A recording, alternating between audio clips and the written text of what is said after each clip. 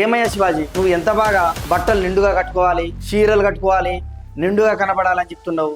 ఇది 2025వ సంవత్సరం. అసలు బట్టలు ఇప్పుకొని తిరగాలి, బికినీలు వేసుకొని తిరగాలని ఈ విధంగా చెప్పాలి కదా.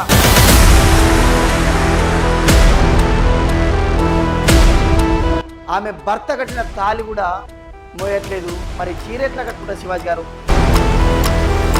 నీ పిల్లల ముందల, నీ భర్త ముందలనే బికినీలు వేసుకొని చేస్తావు, మరి నీకు చీరలు కట్టుకోవంటే ఎందుకుంటుంది ఇష్టం? ఇంకొకడైతే యూట్యూబరు శివాజీని చెప్పు తీసుకొని కొడతాడు. ఇంకా పచ్చిగా చెప్పలేను నేను.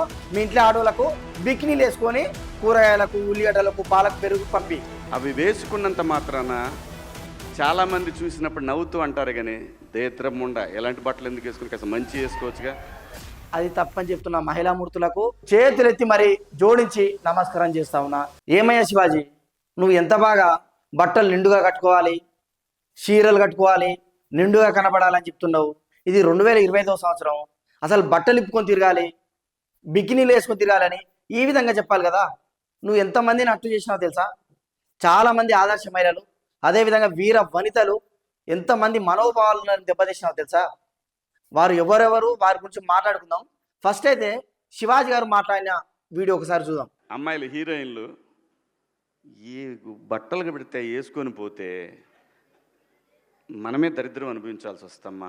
మీ అందం చీరలోనో, మీ అందం నిండుగా కప్పుకునే బట్టల్లోనే ఉంటుంది తప్పితే సామాను కనపడే దాంట్లో ఏముండదమ్మా. అవి వేసుకున్నంత మాత్రాన చాలామంది చూసినప్పుడు నవ్వుతూ అంటారు కానీ దేత్రముండ ఎలాంటి బట్టలు ఎందుకు వేసుకుని కాస్త మంచి వేసుకోవచ్చుగా. స్త్రీ అంటే ప్రకృతి, ఎంత అందంగా ఉంటే అంత గౌరవం పెరిగిద్ది. చూశారు కదా శివాజీ గారు ఏం చెప్తున్నారంటే, ఆడది అంటే ప్రకృతి, ప్రకృతి అంటే ఆడది. సో మీరు నిండుగా కనబడితే బాగుంటుంది. అప్పుడున్న సావిత్రి కూడా ఇదే విధంగా ఉంటుండే, సౌందర్య కూడా ఇదే విధంగా ఉంటుండే. సో వాళ్ళకి సక్సెస్ రాలేదా? మీరెందుకు సగం సగం బట్టలు వేసుకుంటారు, వెనకాల గలీజ్గా మాట్లాడతారని ఒక పదం అయితే యూజ్ చేయడం జరిగింది. ముండా అని ఒక పదం యూజ్ చేశాడు. సో అదైతే తప్పే. కానీ దీనికి చాలా మంది అఫెండ్ అయ్యి వీడియో చేస్తున్నారు, ఎక్స్లో ట్వీట్ చేస్తున్నారు. ఎవరెవరు చేస్తున్నారు? ఆదర్శ మహిళలు ఎవరంటే మొట్టమొదటిగా అనసూయ. ఫస్ట్ అనసూయమ్మకు నేను చెప్పాల్సింది ఏంటంటే, ఆయన అన్నది హీరోయిన్లను, నీలాంటి ఐటమ్ క్యారెక్టర్లను చేసే వాళ్ళను కాదు, ఆయన కేవలం హీరోయిన్లను అన్నాడు.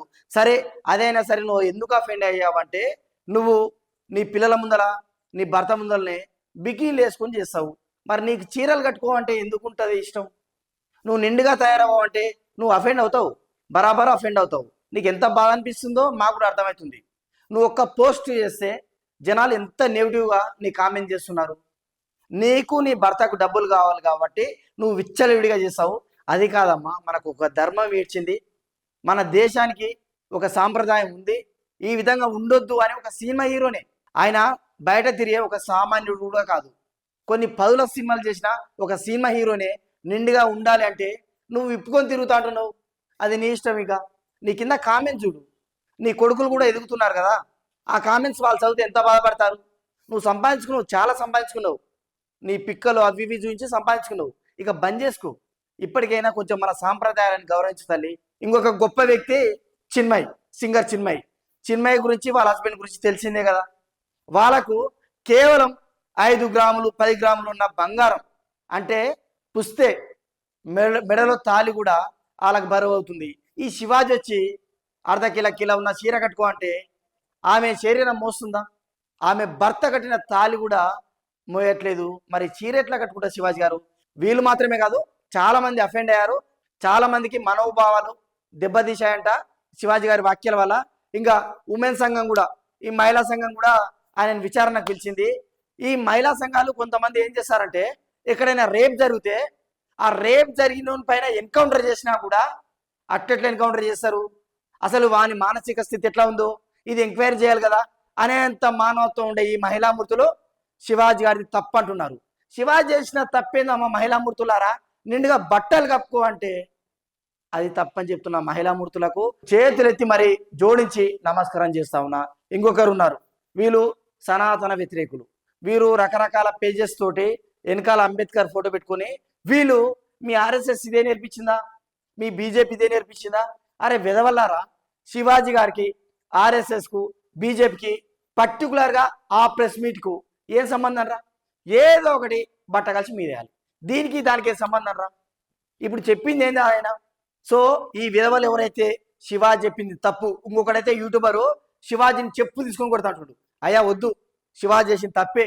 మీ ఇంట్లో ఆడోళ్ళకు ఇంకా పచ్చిగా చెప్పలేను నేను, మీ ఇంట్లో ఆడోళ్ళకు బికినీలు వేసుకొని కూరగాయలకు ఉల్లిగడ్డలకు పాలకు పెరుగు పంపి చీరలు వద్దంటే వద్దని చెప్పు. శివాజీ చాలా తప్పు చేసిండు. మీ ఇంట్లో ఉన్న వాళ్ళకు ఎప్పుడైనా సరే మీద బట్ట ఉంటే పీకేయి. మరి ఇట్లే మాట్లాడతారు, సమాజం ఇట్లే మాట్లాడుతుంది. 2025 ఇంకా కలియుగం అంతం అయిపోయినట్టు ఆయన మాట్లాడింది నువ్వు తప్పన్నట్టు నువ్వు చెప్పు తీసుకొని కొడతాంటున్నావు. దీనికి ఆర్ఎస్ఎస్కి ఏం సంబంధం? సో ఇప్పుడు ఫైనల్గా చెప్పాలంటే శివాజీ చేసిన వ్యాఖ్యల గురించి ఆయన వివరణ కూడా ఇచ్చిండు. ఈ వీడియో ఎండింగ్లో ఆ వీడియో కూడా ఉంటుంది, ఒకసారి చూడండి. విషయం ఏంటంటే స్త్రీ అంటే ఒక పరాశక్తి లాగా చూస్తా కాబట్టి మీరు ఈ విధంగా సగం సగం బట్టలు వేసుకుంటే నాకు నచ్చట్లేదు, మంచిగా అనిపించట్లేదు. మీరంతా స్త్రీమూర్తులు, మీరు మిమ్మల్ని ఒక తల్లిలాగా ఒక చెల్లిలాగా గౌరవించుకుంటాం కాబట్టి ఈ బట్టలు మేము చూడలేకపోతా అని చెప్తున్నాడు. అదేవిధంగా ఆయన మాట్లాడిన 2 పదాలను కూడా ఆయన తప్పుగా భావించిండు, బేషరతుగా క్షమాపణ చెప్పిండు. అయినా కూడా బట్టలు ఇప్పుకొని తిరుగుతుంటే మీ ఇష్టం. ఇది నా అనాలసిస్. దీని గురించి మీరేమనుకుంటున్నారో కామెంట్ చేయండి.